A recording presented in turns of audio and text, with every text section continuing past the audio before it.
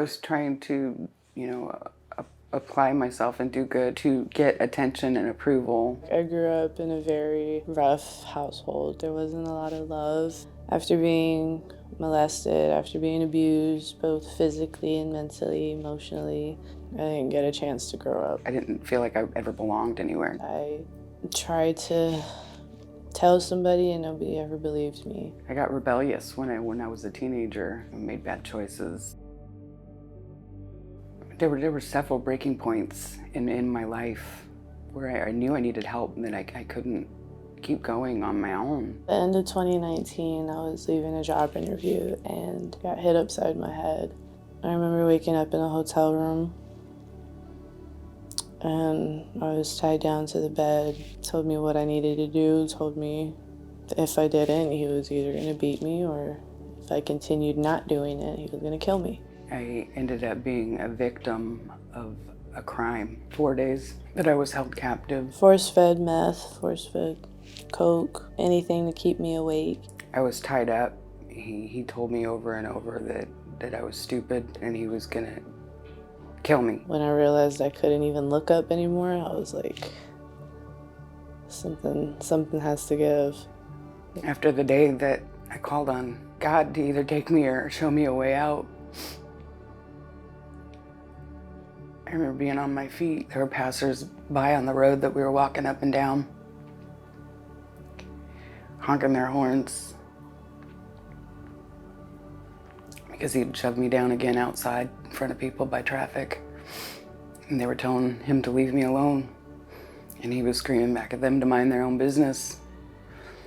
And it was a busy intersection where cars were going by again, and same thing happened. People were honking their horns. And he grabbed me and told me we were going back and he was gonna finish it, and started walking in the direction that he told me to go, and he was behind me, and I was turning to see if he was still there and couldn't see him anywhere, but I kept walking.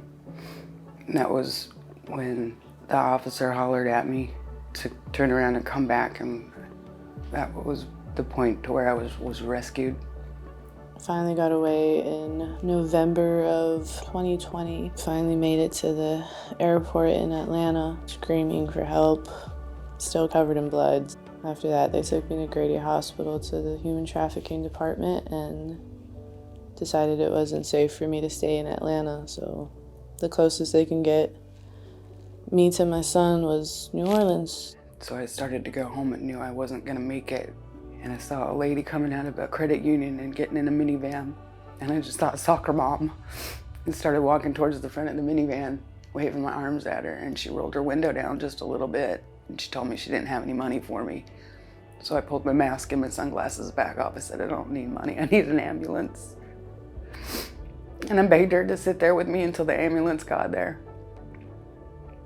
She didn't leave. She didn't get out of her car, but she didn't leave me. A prayer group that my sister belongs to.